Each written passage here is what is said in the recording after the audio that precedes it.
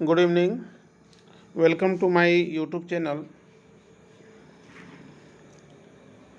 आज class 8 SST geography chapter 6 manufacturing industries complete solution all question answer.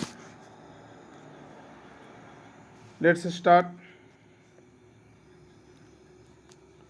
Short question answer. How can we measure the economic development of a country? Explain.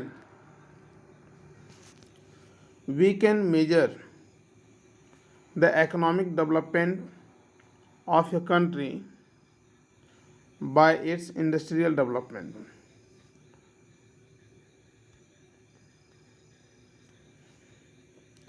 By its industrial development. हमारे country का economic development जो है वो किस तरीके से मापा जाता है, कैसे मापा जाता है? Industrial development. Industry is a backbone of a country economy, so we can measure the economic development of a country by its industrial development. The correct answer is this. Next question is, what are the basis on which the industries can be classified? Give at least 2 examples for each. What are the basis on which the industry can be classified? किस basis पर industry को classified किया जाएगा? किस basis पर industry को classified किया जाता है, वर्गीकरण किया जाता है कि इंडस्ट्री कितने टाइप्स होते हैं और किस बेसिस पर किस तरह का इंडस्ट्री होता है? The answer is the basis on which the industries can be classified are on the basis of their size. According to size the industries, a small scale industries and large scale industries. Size के according दो industry है, small scale industry, large scale industries. And according to on the basis of finished product, किस तरह का product को finish किया जाता है.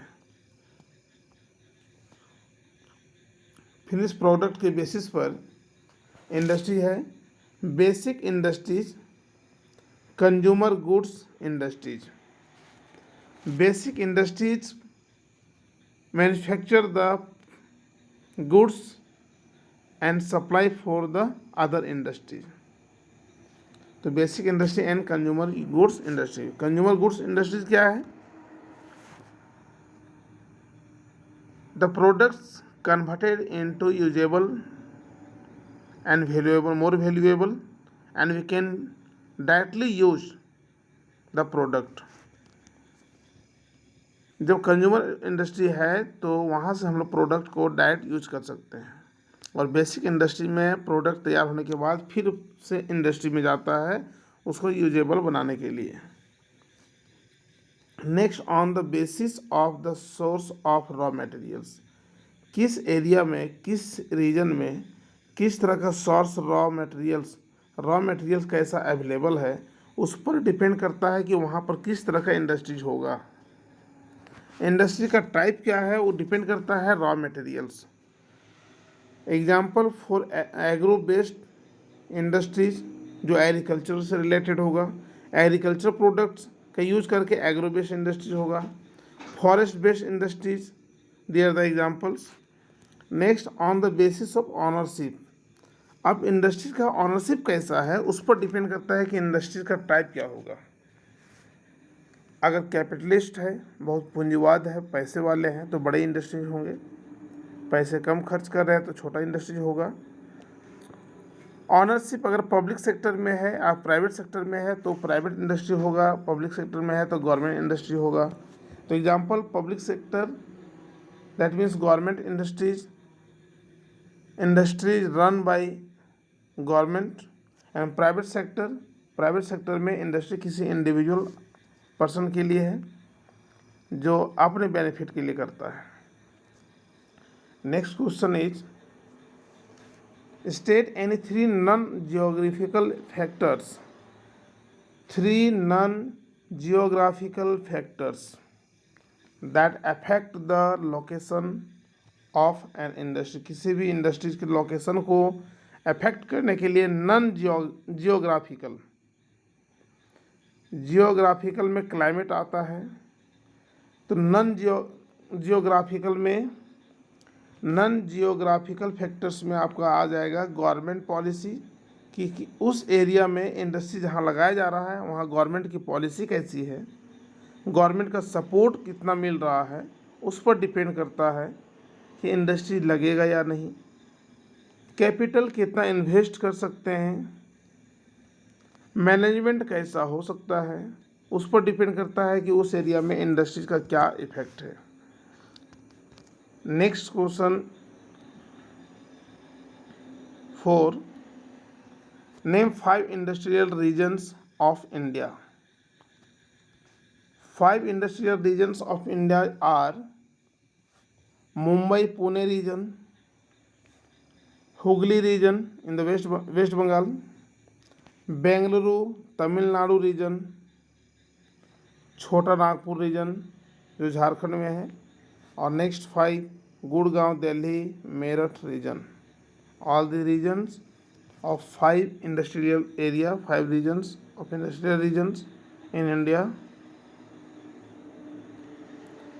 Differentiate between private sector and public sector. Private sector and public sector. Here यहाँ पर है public sector. Public sector क्या है और प्राइवेट सेक्टर क्या है, जो अभी मैंने पिछले क्वेश्चन में शॉर्ट क्वेश्चन में बताया रहा था। प्राइवेट सेक्टर और पब्लिक सेक्टर, पब्लिक सेक्टर में क्या है, जिसमें गवर्नमेंट की पॉलिसी होती है, गवर्नमेंट के द्वारा इंडस्ट्री को सेटअप किया जाता है, गवर्नमेंट का उसमें सारा रोल होता है, और पब्लिक के लिए है। पब्लिक उसका किसी उस इंडस्ट्री का कोई एक मालिक नहीं होता है, पब्लिक के वेलफेयर के लिए किया जाता है। When the ownership and management of an industry is in the hands of the government of its department, it is called public sector industry. The government establishes and runs these industrial units, government run करती है। Private sector individual के लिए है। This type of industry is on and managed by individual, family और corporate body. Individuals invest their own capital, or capital is raised through loan or public issue to establish these industries. Clear? Next, long question. Why the cotton textile industry largely concentrate in Gujarat and Maharashtra? Explain in 5 regions. Cotton textile, question है cotton textile industry. तो cotton textile industry largely concentrated in Gujarat and Maharashtra. Gujarat और महाराष्ट्र में cotton textile industry ज़्यादा concentrate किया, setup किया गया है। इसके लिए 5 रीजन्स देना है क्यों सेटअप किया गया है। क्योंकि वहाँ का क्लाइमेट, वहाँ रॉ मटेरियल्स का availability, domestic market, means of transport, ये सारा फैसिलिटी इंडस्ट्रीज़ के लिए चाहिए। ये सारा फैक्टर है।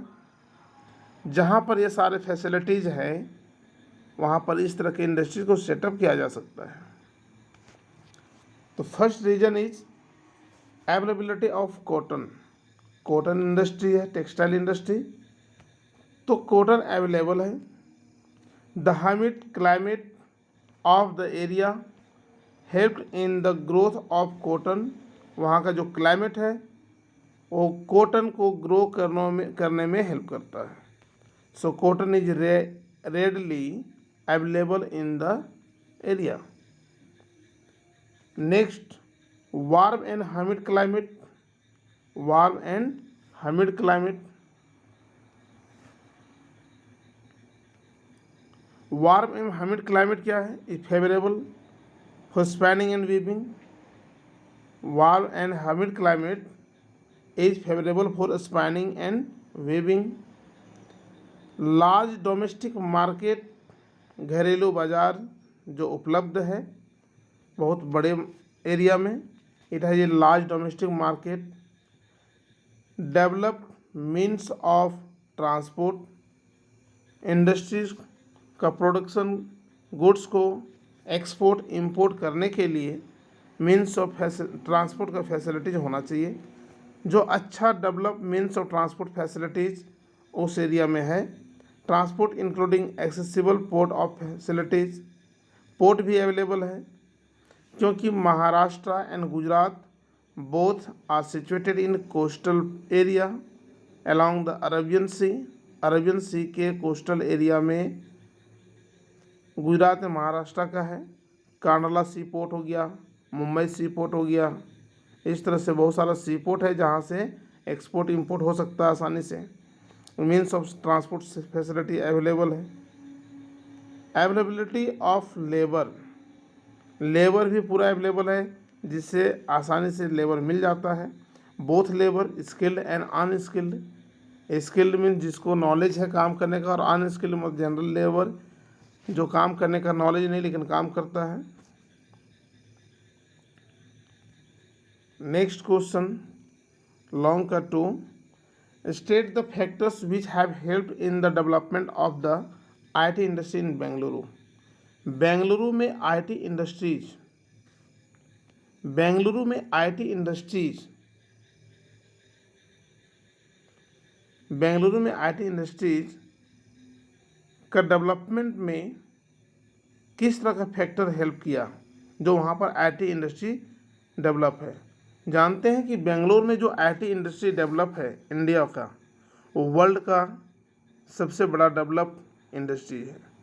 आज मॉडर्न एज में, आज के समय में बेंगलुरु IT इंडस्ट्री पूरे वर्ल्ड को लीडिंग कर रहा है। द फैक्टर्स, क्या क्या फैक्टर्स है IT इंडस्ट्रीज को सेटअप करने के लिए, क्या क्या ज़रूरी है, वो सारा फैसिलिटीज अवेलेबिलिटी वहाँ है जिसके कारण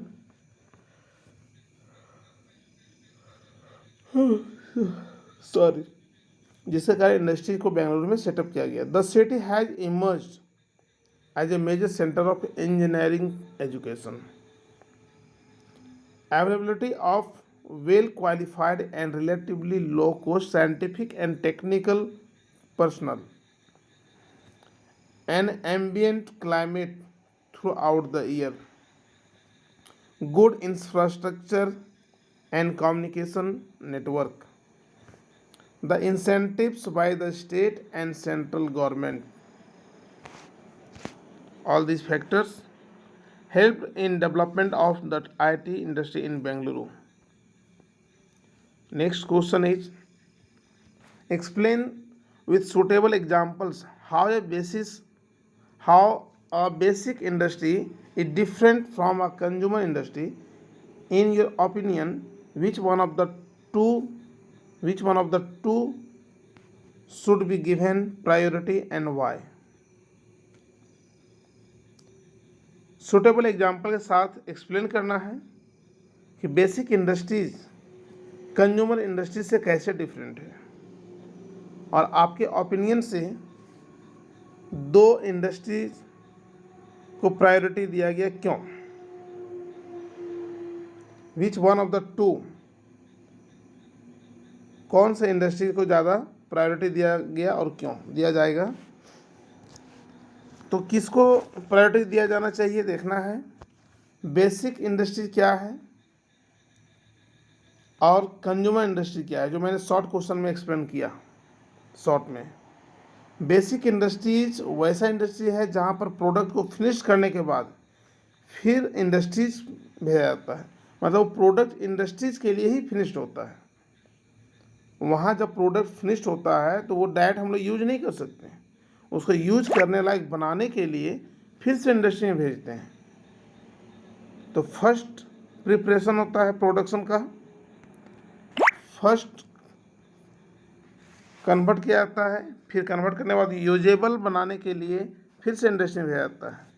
अब basic industry is the one who finished products are used as raw materials, उसको रॉ मटेरियल्स के रूप में यूज करते हैं for other industries. For example iron and steel industries. Iron and steel industries, जब आयरन ओर को निकाला जाता है तो इंडस्ट्री में जाकर के आयरन एंड स्टील को मैन्युफैक्चर किया जाता है। जब आयरन एंड स्टील को मैन्युफैक्चर करने के बाद फिर से उसको आयरन एंड स्टील का बहुत सारा यूजेबल टूल्स मशीन्स में वगैरह या बहुत तरह के सामान बनाया जाता है जिसको हम लोग यूज कर सकते हैं, क्योंकि डायरेक्ट आयरन एंड स्टील को डायरेक्ट हम लोग यूज नहीं कर सकते हैं। तो फर्स्ट में आयरन एंड स्टील में आयरन एंड स्टील को बनाया जाता है। एक्सकेवेशन के बाद, खुदाई के बाद जो आयरन एंड स्टील मिलता है, आयरन ओर, उससे आयरन एंड स्टील बनता है। फिर आयरन एंड स्टील को दूसरे फैक्ट्री में, इंडस्ट्री में भेजा जाता है और वहाँ पर उस इंडस्ट्री में उसका बहुत तरह का इक्विपमेंट्स, वीपन्स, टूल्स बनाया जाता है।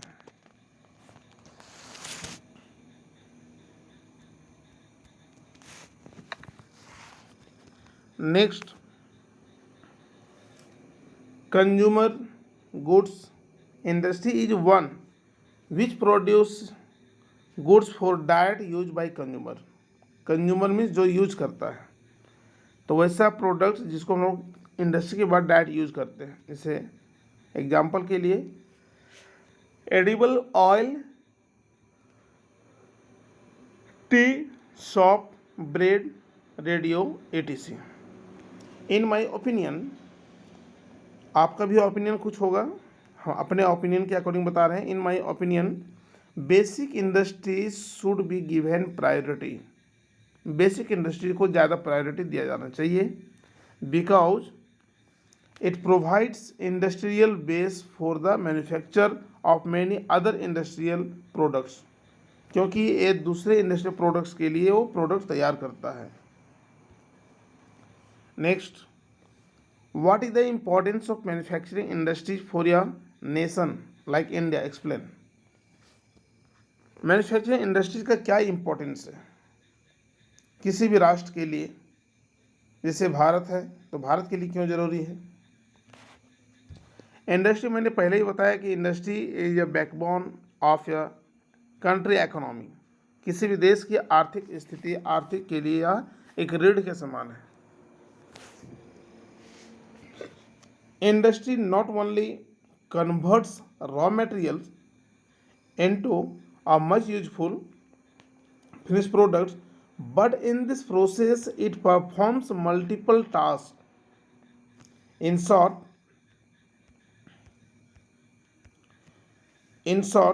the manufacturing process transform natural resources into useful and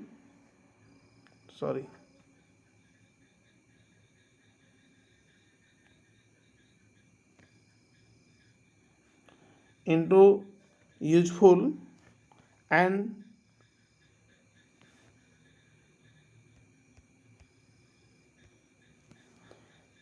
sellable products.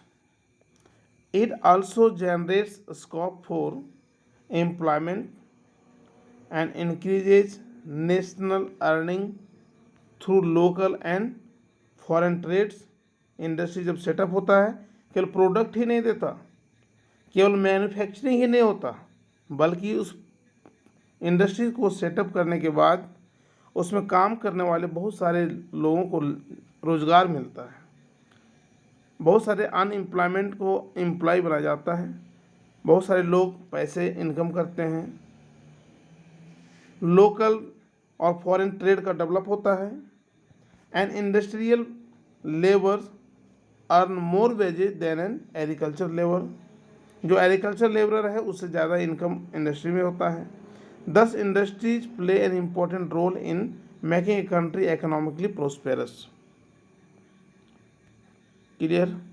Next,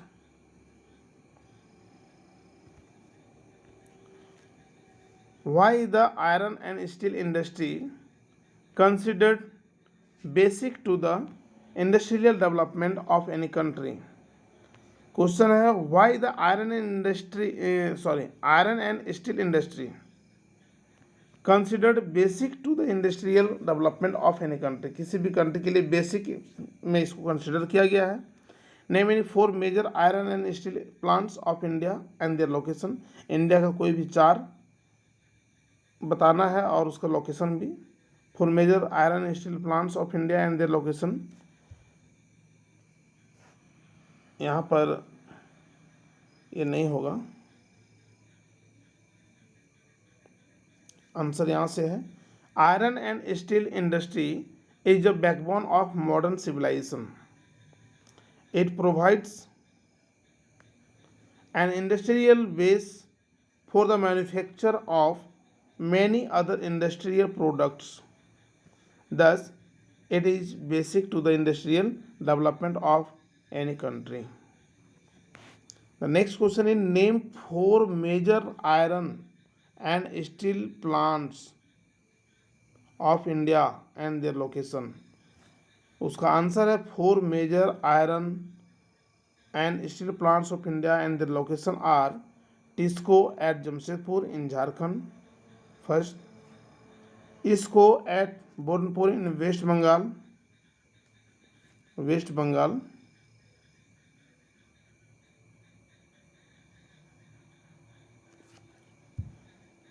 Bhilai in Chhattisgarh and Rourkela in Odisha. Clear?